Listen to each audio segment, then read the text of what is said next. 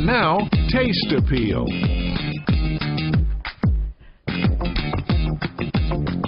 Now is the perfect time of year for making delicious homemade soups and stews to keep you warm when it's cold outside. Homemade stews cost a lot less, too. Today, Chef Leslie Cerier is here to show us a quick and easy warming winter tomato lentil stew with kale from her book, Gluten-Free Recipes for the Conscious Cook. Hi, Leslie. Good morning. I'm so glad you're back. You've been here before. You've cooked with us. I remember your ceramic knife.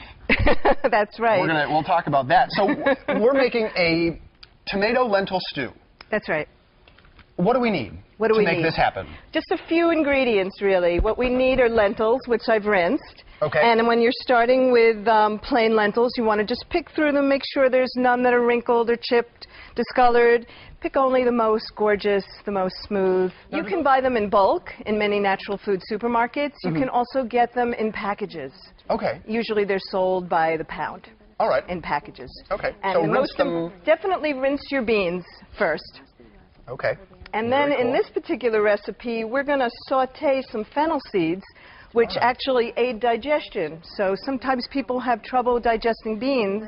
So using different carminative spices aid digestion. Gotcha. So the fennel seeds are going to help with that. Okay. So let's get started. Yeah, I've got the burner hot, and we're going to add some extra virgin olive oil. Okay, and this is how you saute your the fennel seeds. Exactly. You're going to saute the fennel seeds just for a minute or two to get their aroma going. Okay. What do they smell like? Smells like fennel? Smells like fennel. Smells like fennel. It smells like winter, actually. Well, no, it's one of those smells that makes you think of winter. Well, it's going to be warming winter stew for sure. It. Perfect. And then you get this going. I actually forgot to get a spoon. We'll get one of these spoons. You're just going to kind of get it going till it gets to a nice sizzle. Okay. And then once it does, you add your rinsed lentils. All right. And that's going to infuse the flavor of the oil and the fennel into the lentils. Ooh. Yeah, it sounds trickier than it is. Yeah, well, and very easy to you just put it all in the pot and let it go. Exactly. Now, one of the main ingredients in this is kale. Right. Which, I went to high school with a kid named Kale, but what is kale? Kale is a very hardy leafy green, and I actually brought two varieties. Kale is one of those super power foods, anti-cancer, high in vitamin C, great source of calcium, potassium. It's just, and the most important part, it's delicious. It's delicious. It's delicious. When people say kale, I thought, hey, it's just like there's only one variety, but apparently not. You brought two varieties here. Right. And you tell me that there are more. Absolutely, especially different times of the year. Even in a mescanlix, you'll get baby kales. There are some that are purple, and some that even have a little red vein going through it. This is kind of a common curly kale, which is very nice.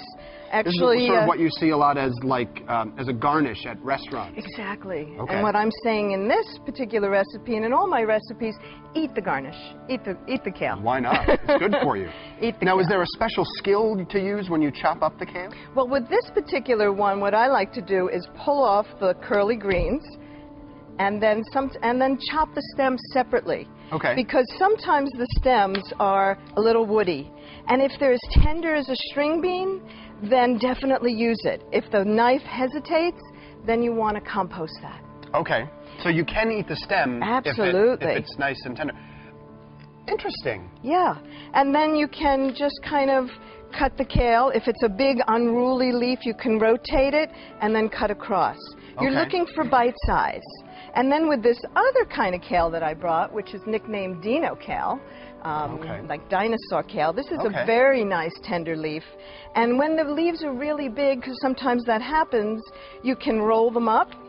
And then you can go crosswise, and that sort of goes really up quick. The process. Exactly. Exactly. Because I do teach, quick and easy cooking classes too. So then you go across, and then you've got two different kinds of kale.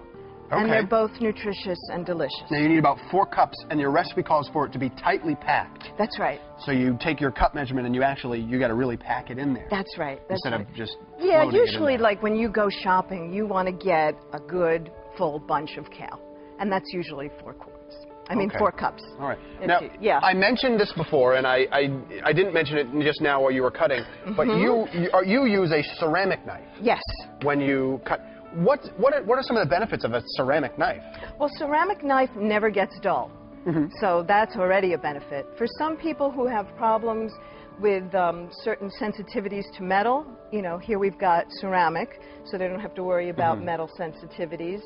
The most thing that I love about it is it's always sharp. I mean, I have these knives for years and years and years, catering, cooking every day, and, you know, I never have to sharpen it.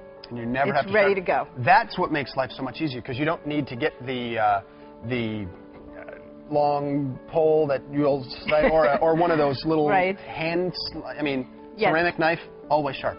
Always sharp, don't need the sharpening rods, don't need That's to what it figure is. out if you're doing it this way or that way or any which Or way. You what can way. use your arms to go skiing or snowshoeing Okay. today. Now we've got about a minute left. You just added the water. Yes, when the into beans the are stew. done, one of the most important parts about cooking beans with tomatoes or salt is you always want to make sure that the beans are cooked and soft before you add tomatoes or vinegar or salt. If you would add your tomatoes before the lentils are soft, they'll never soften. Ah. So once you've got your boiling water in there, lentils take about 20 minutes. Okay. Then you can add your tomatoes, your kale, let that blend in for about 5 minutes. Then teaspoon of basil, teaspoon of salt, taste, and you've got that gorgeous soup. And this is what it ends up looking like. Exactly. And very tasty at that. I tried it before, and I can't wait to have more of it for lunch, as a matter of fact. Leslie, thank you so much. This really is easy. Just dump it all in there and let it sit. Now, can you freeze it? Is it a stew you can freeze? Yes, you can. You can freeze it even in glass jars with about 1 inch of headspace, if they're like a freezing kind of jar, or, you know, your favorite plastic freezer container. And then you can pull it out, you know, whenever you're ready for it. So make a whole bunch of it now and have it all the way through till about June, when the weather starts to warm up again. When the tomatoes are coming back.